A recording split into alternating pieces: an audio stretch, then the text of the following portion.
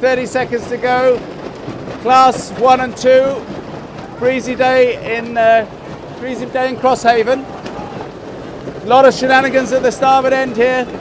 Near Largo doesn't have room. Near Largo definitely doesn't have room.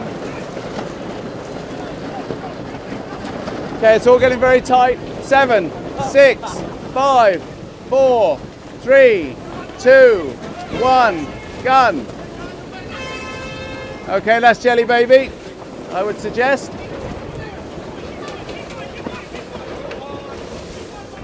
Okay, it's all pretty chaotic here. We only just got ourselves really ready and in position, just in time for the start.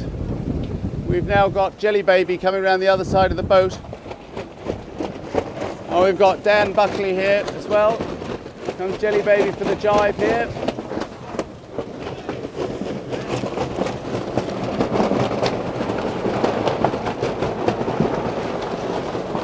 No need to be over the line there. Quite often the case, they got a little bit preoccupied with with nailing the guy on the start line rather than paying attention to what was actually happening. They put themselves over the line. Absolutely no need for that. Total compromise on the start. Really unfortunate for Jelly Baby. Got an interesting situation developing here now. We've got George Radley in irons on port tack. He's not moving. And we've got Jelly Baby approach. Actually, George is actually backing up now. I don't know what happened there in the tack. Lost complete control. Fortunately, Jelly Baby's going to clear him, but now Justice has got an issue here. They're going to have to really take some serious avoiding action. There they go. Really don't know what's happening on George's boat. They've obviously got a problem. Maybe a steering problem, main sheet problem. Really not sure. Robert Marchant and his team on the Fulmar Fever. Be very interesting to see how these conditions suit them today. My guess is they should go pretty well in a breeze. Now, like we've talked about before, Robert, your mainsail leech line looks very loose. Be interesting to see when you go past us on the start line whether that's still the case or whether you guys are going to give that a little tweak. This is the class 3 and 4 start. Plenty of breeze. 50 seconds to go. There's a little bit of a spread. We've got boats either side of us here. It's pretty windy. 40 seconds to go.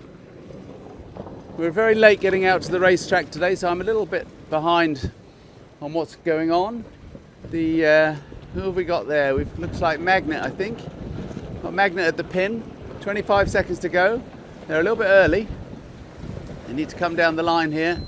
20, 19, 18, 17, 16, 15, 14, 13, 12, 11, 10. Oh, Magnet's in the wrong class, of course, isn't she? She started late. Okay, here we go. So nobody near the line. We've got Raffles taking the pin. It's going to be the first boat to cross. And then we've got Bandit coming in. Had a committee boat a little bit late. That's 8 or 9, maybe 10 seconds late by the time they've crossed. And then Robert Marchant's next with the Fulmar Fever. Plenty of breeze for these boys. Mainsail needs to be sheeted on a little bit, guys, and just address that balance. Bottom of the boat looks very dirty. Okay, Sean Hanley. Lots of runner needed there, Sean. Cracker needs the bottom cleaned. Look at this. Look at the bottom on Cracker there, James. Very dirty. Everybody quite late coming through. It's 40 seconds now. Cracker's still not through the line. Shelley D coming through again, very late. But it's breezy. It's difficult conditions. So it'll be interesting to see how the day pans out for these guys. So we're looking at Jump Juice now, coming straight at the camera.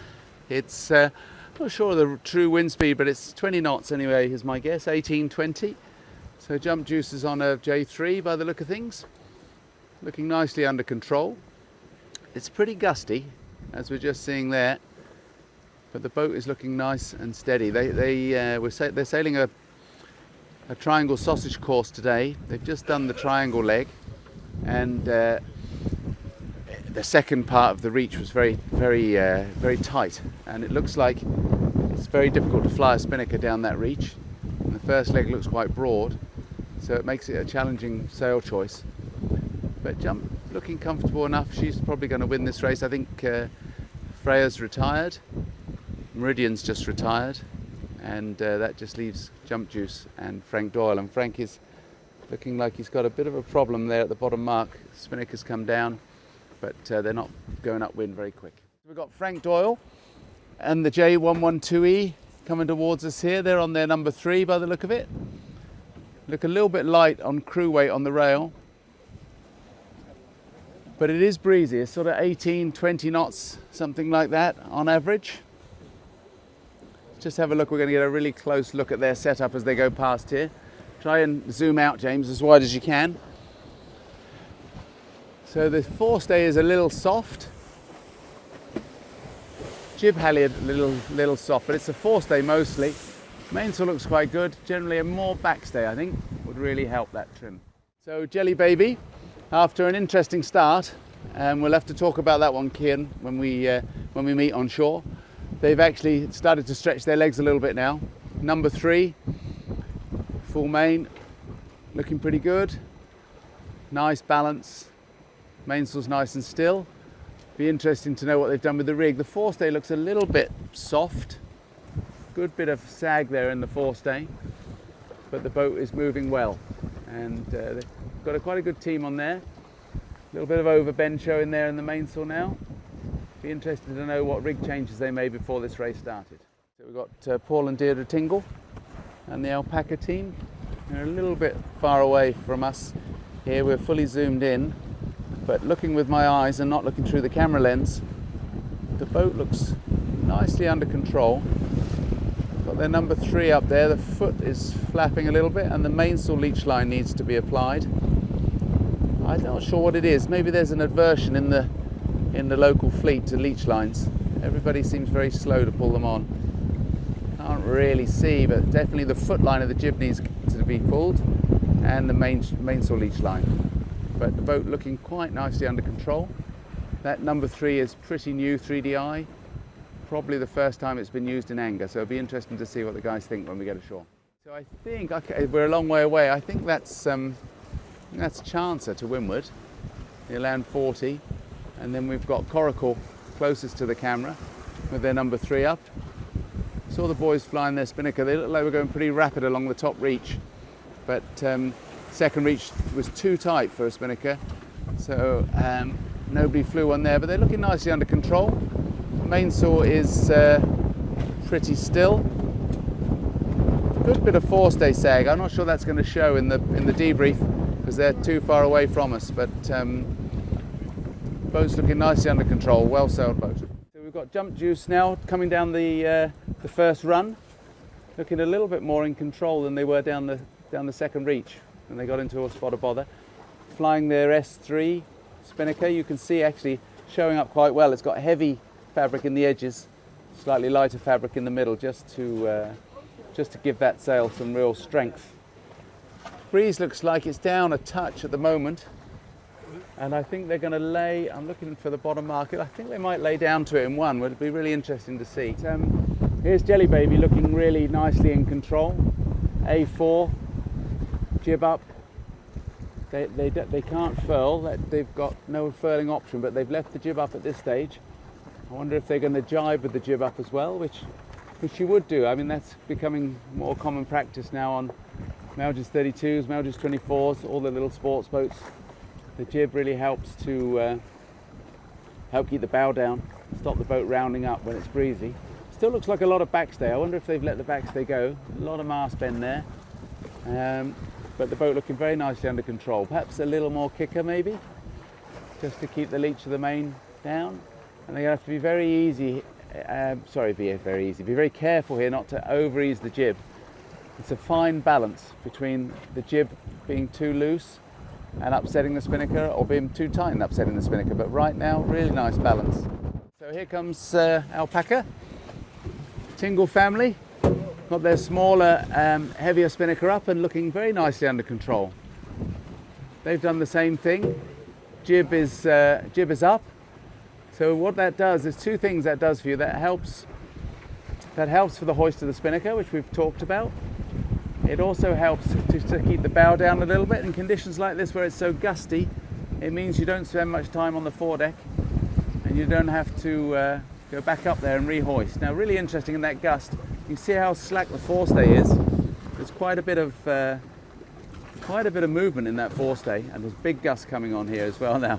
So, looks like the backstay's slightly over-eased, but there's a lot of breeze on, and the guys are nicely in control. I'm just seeing the leeward mark. I think they can lay down in one, but I'd be a little concerned by the movement in that forestay. So here's Anne-Marie, Dennis and the team on near Largo. I think they got into a spot of bother on the first triangle. I saw them facing back towards the harbour when the spinnaker was down, and I guess that was just to get the jib back up again. But I'm not sure this race is now going to be long enough for them to get back into a good position to save their time on the handicap. But the boat would really love these conditions. She's looking nice and stable, very nicely under control. Looks like blue is the colour for the heavy spinnakers today. So here comes Jelly Baby. They've really got a bit of a wiggle on after a very interesting start, shall we say. They had the start nailed, but focusing on the boat to windward of them rather than focusing on actual time and distance to the line meant they were over and had to go back again. So this is good now. They've all seen the camera, so they're actually hiking, which is great. So here we've got Paul Tingle, Deirdre and the team on Alpaca approaching the finish line. I think both Alpaca and Murphy's overstood the finish line slightly, so they're coming in pretty fast here. The line is quite short, so they easily overstood. Unfortunately, I think Dennis had no choice. He had no choice. He had to wait for Paul and Deirdre to attack. But the number 3 there, looking pretty sweet. Foot looks a bit more under control than it did. Boat looking very tidy. So here's Dan Buckley, second J109 out today. Dan's forestay looking quite soft. Be interesting to know what rig setup he's got there. Oh, the boat is very, very dirty. We've talked about that before. It's quite difficult to keep the boats clean nowadays. The anti-foulings don't seem to be doing their job quite as well. Boat very, very dirty there. That's not going to help the boat speed one bit. Now we've got Coracle coming to the line. Olsen 30. The Collins family. Boat looks, bit of a gust on the line there. Boat looks nicely under control. Number 3, quite happy. Here's Ria Leiden, X332. Looking very nicely balanced. A little bit of leech line. Ria would be nice on the main. Number 3 looking very nice. Very stable. Sailed a good race there. Looked nicely under control on the run. Leader of Class 0, Jump Juice. Looking very comfortable here. They've got 1, 2, 3, 4, 5, 6, 7, 8, 9, 10 or 11 people on board. Very nicely in control. The finish line is quite short here, so it's quite difficult to get the ley line right from a distance. So a little short hitch to come into the finish line here. Looks like Brian, I think, to leeward. I'm not sure. I think that's Brian in the red, winding the jib home. Plenty of breeze here. There she goes. So it's starting to get quite busy now on the finish line for Class 2 and 3. The Sean Hanley, HB31 in the foreground here. Number 3 in full main. Looking quite nicely balanced. Not sure if he's going to lay. I think he is just. And then we've got Kieran O'Brien in Magnet coming through at the other end of the line. Going to be quite tight between the two of them.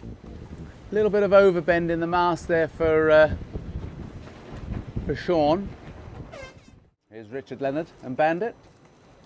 This boat would be a little bit giddy, I would have thought, in these conditions. It's got a very big rig, but very experienced team.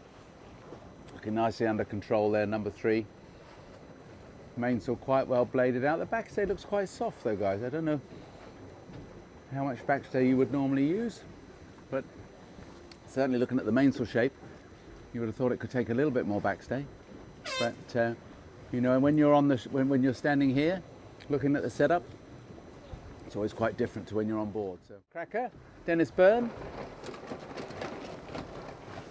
Just think, yeah, probably needs a little bit more jib halyard. I felt that last week as well. So tending to sail a little bit soft on the jib halyard. Bottom of the boat's a little bit dirty, Dennis, not bad. But the actual sheeting of the jib looks good. But just a touch more halyard and I think that would be really sweet. 14 seconds to go. Jump juice, Frank Doyle, only 2 boats left in class 0 now. 9, 8, 7, 6, 5, 4, 3, 2, 1, and they're off. Nice and clear. Jump juice leading the charge. Here comes Frank Doyle's going to come into shot, James. You can just let him come into the picture. These guys didn't get much of a rest between finishing one and starting the next. I'm just looking at Frank's setup now. I think a lot more backstay is required there. Backstay is quite soft. Mainsail's setting up pretty full, so that's not going to help in this breeze. Here we go for the race 2 for the class 1 and 2. There's the 1 minute gun to go. 1 minute to go, sorry. The I think it's starboard favoured. Looking at Miss Whiplash there, head to wind. We're on the committee boat today. 50 seconds to go.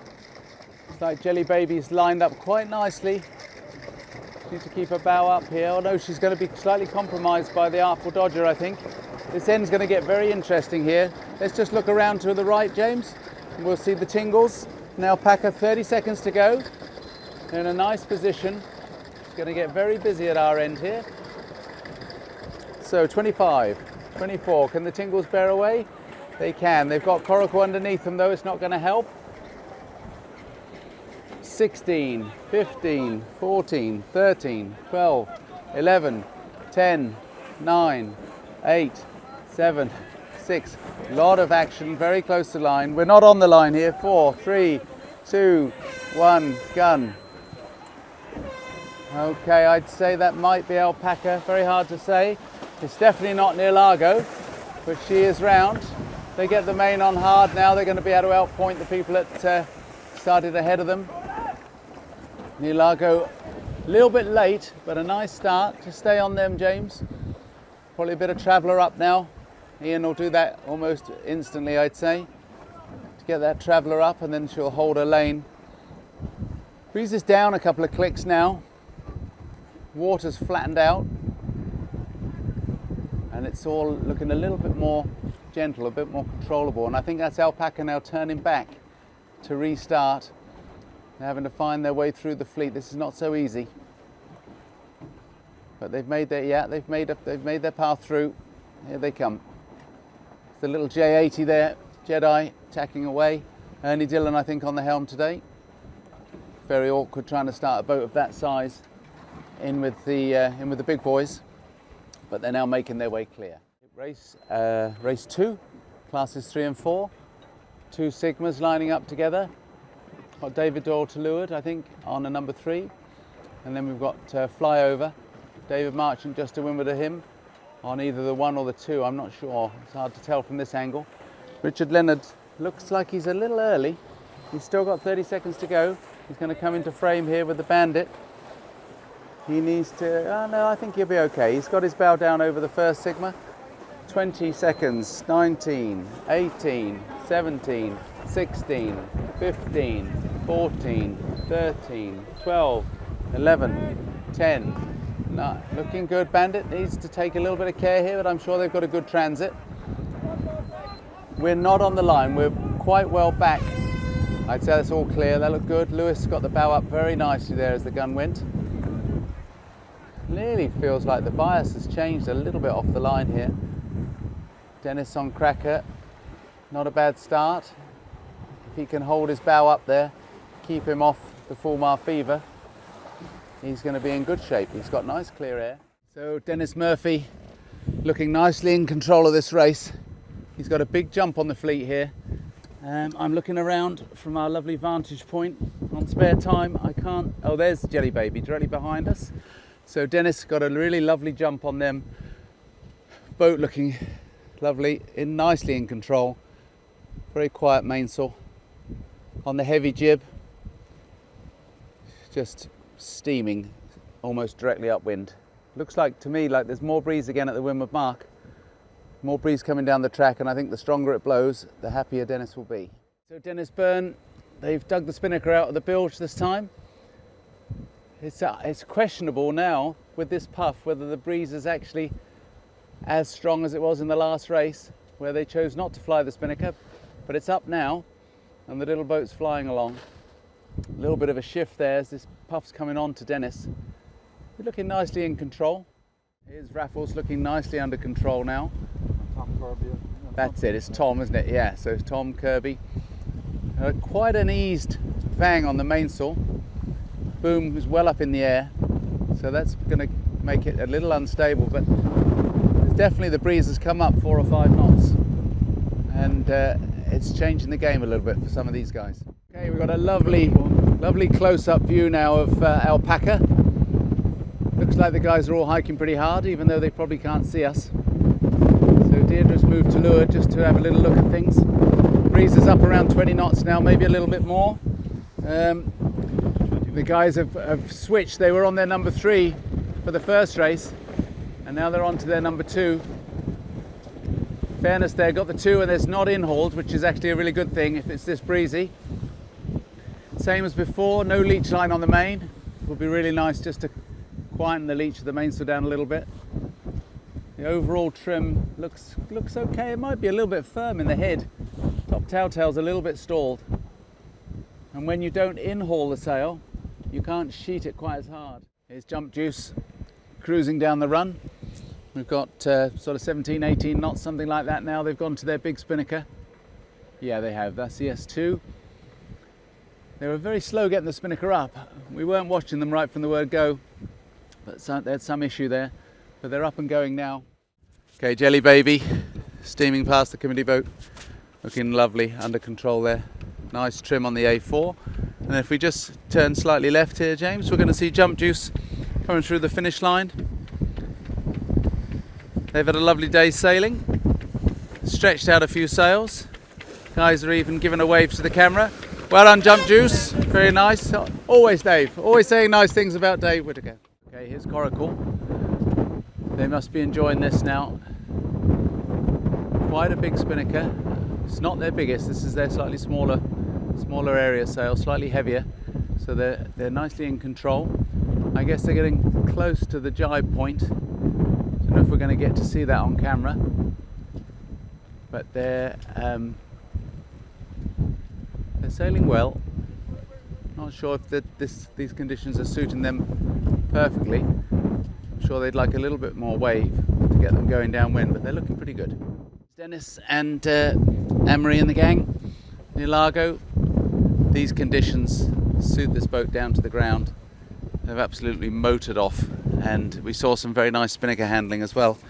Be interesting to talk to them about what happened in the first race, because something went horribly wrong at the jibe mark and sent them back into the fleet. But this race is another story. This one's definite first place for them. We've also got Frank Doyle in the forefront of the camera now, number 3. Still not enough backstay for my liking. Mainsail looks a little bit deep off the mast, or if there is enough backstay, just overall more mast bend required. So here comes, oh, that's Frank through the finish line. Yeah, I've forgotten he was finishing too, and here comes Dennis, Molly and the gang. They're over the line too, job done. So I'm not sure what they would have got in the first race, but that's a definite win for them. So well done to those guys. Jelly Baby approaching the finish line here. Kian looking pretty comfortable on the helm. Last tack for home. They've switched sails. They're now onto their 3D ICO 2. This is actually the very first 3D sail that ever came to Ireland. Originally on Storm, the J109. 6 years later, still winning races down in Cork. Here comes Mel Collins and the crew on Coracle. Looking nicely under control. They're back on the 3. I guess they probably started on the 3. That didn't register with me that well, but they're looking good there now. The forestay looks a little bit loose. You know, it's bouncing around a good bit, but the rest of the trim looks nice. Mainsail nice and quiet. Sort of a little bit of hiking. The boys haven't seen the camera yet, so they're not fully hiking out for that. Got a small hitch. Are they going to lay or not? There's a small hitch to be done. Can't quite be sure. No, it looks like they're going to lay through. And in the foreground here, we've got the Artful Dodger from Kinsale. There's Finbar giving us a wave. Looking good. Those guys have sailed well today. Their rating's pretty low, so it'll be interesting to see how they do on the score sheet. And here comes Paul and Deirdre, Alpaca. Final tack for home. A little bit slow in on the jib. Not a rattling. Leech line still fluttering away on the main. It's been doing that all day. I think maybe actually, interestingly enough, when it's sheeted on correctly, I think the leech is still. It's only when it's slightly feathered, but no, a little bit more leech line there would keep that sail quiet. Code 2 jib, looking pretty nice there. No in hauler, probably the right thing to do in this breeze. Robert Marchant, full Mar Fever.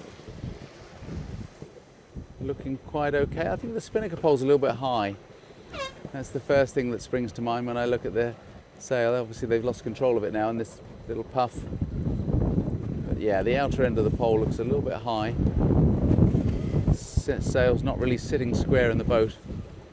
And it's probably adding to a little bit of instability. You know, they're getting a little bit of rock and roll on there every now and then when these gusts come.